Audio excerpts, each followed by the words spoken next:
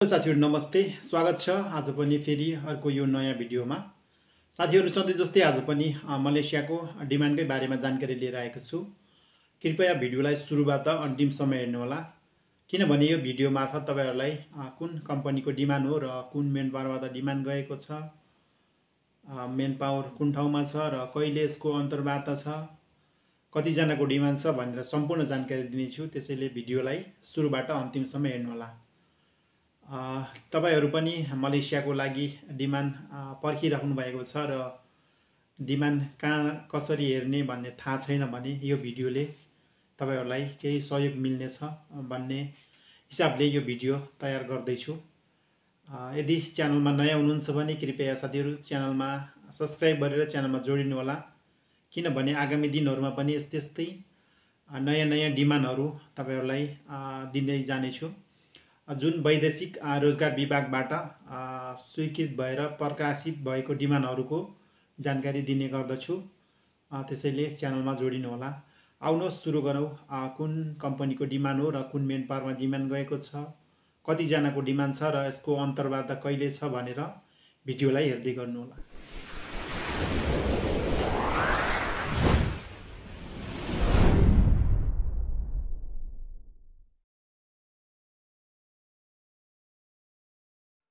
साथीहरु यो कम्पनीको बारेमा भन्नुपर्दा चाहिँ यो कम्पनीको नाम रहेको छ होङ कि होङ इलेक्ट्रोनिक एन्ड मेटल मलेसिया एसडिएन बिएसडी।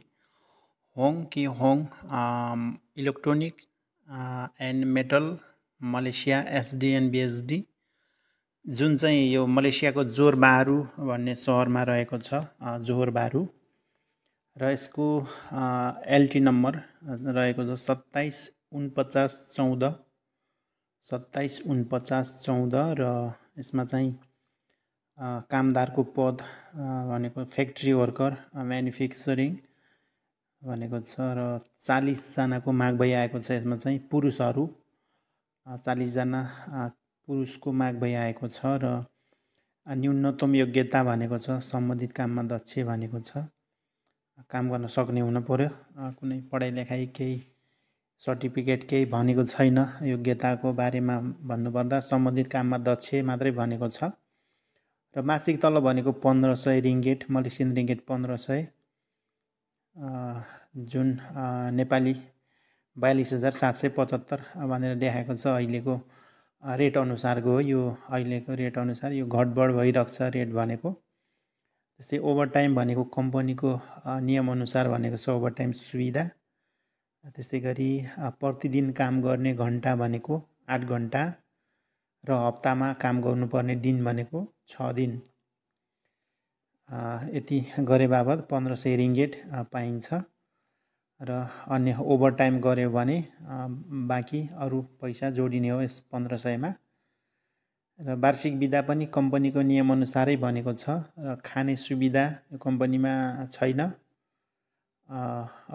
अन्य कम्पनीमा जस्तै यसमा पनि छैन र बस्ने सुविधा चाहिँ छ। यो कम्पनीमा बस्ने सुविधा छ र करार अवधि भनेको त 2 वर्ष नै हो जुनसुकै क्षेत्रमा आए पनि। र यसको अन्तर्वार्ता भनेको मेनपावरको कार्यालयमा पुस 1 गते 2080 पुस 1 गते, त्यस्तै गरी 2023 डिसेम्बर 17 तारिकमा यसको अन्तर्वार्ता हुँदैछ मेन पावरको कार्यालयमा। यो मेन पावर भनेको रिदम ओभरसियस प्राली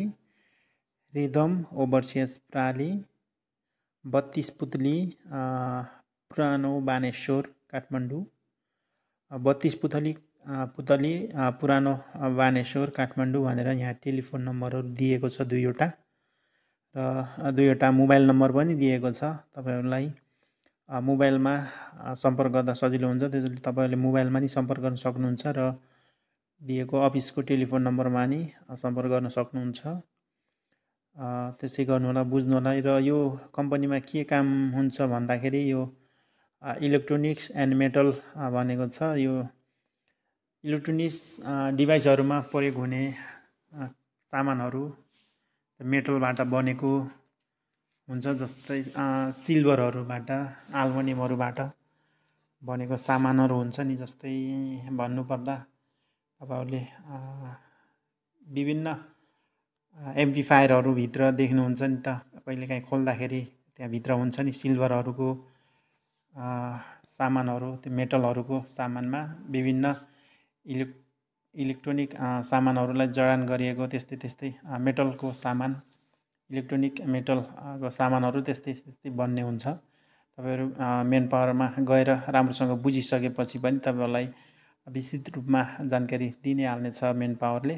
त्यसैले राम्रोसँग बुझ्नु होला के कस्तो लाग्छ। एकदम थोरै 40 जनाको मात्रै डिमान्ड छ अहिले भनेको चाहिँ फ्याक्ट्री वर्करको लागि। राम्रोसँग बुझेर के कस्तो लाग्छ त्यस्तै अनुसारले तपाईँहरूले आफ्नो भिजा अप्लाई गर्न सक्नुहुनेछ। साथीहरू, यो कम्पनीको र मेन पावर डिमान्डको बारेमा त बुझिसक्नुभयो।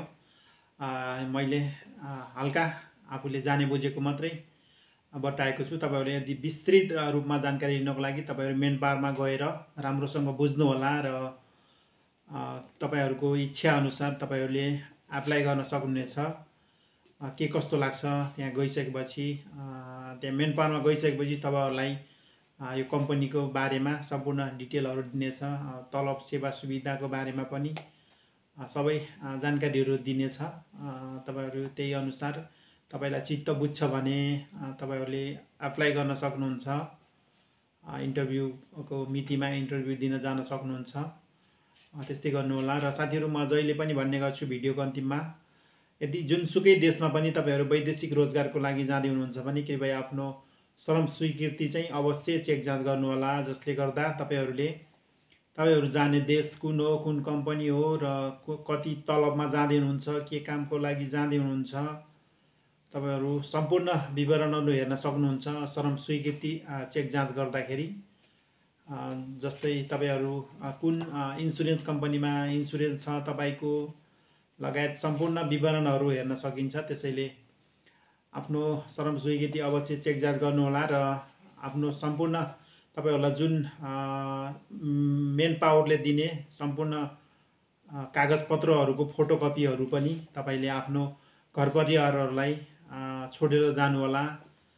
फोटोकपी गरेर सम्पूर्ण जस्तै डिमान्डको, अनि एग्रिमेन्टको, यो मेडिकल गरेको, श्रमको, सम्पूर्ण जीवन बिमाको, सम्पूर्ण पासपोर्टको सम्पूर्ण विवरणहरूको फोटोकपी दिनुहोला। किनभने तपाईँहरूलाई वैदेशिक रोजगारमा गइसकेपछि त्यहाँ कुनै आपद समस्या पऱ्यो भने त्यो पेपरहरू मार्फत तपाईँको समस्याको समाधान गर्नको लागि केही सहज हुनेछ। त्यसैले सम्पूर्ण पेपरहरूको फोटोकपी गरेर आफ्नो घर परिवारलाई पनि छोडेर जानुहोला। हस्त साथीहरू, आजलाई यति नै। फेरि अर्को दिन अर्को भिडियोमा भेटौँला। यदि च्यानलमा नयाँ हुनुहुन्छ भने कृपया च्यानललाई सब्सक्राइब गरेर च्यानलमा जोडिनुहोला। किनभने आगामी दिनहरूमा पनि यस्तै जानकारीमूलक भिडियो साथै नयाँ डिमान्डहरू तपाईँहरूलाई दिँदै जानेछु। हस्त।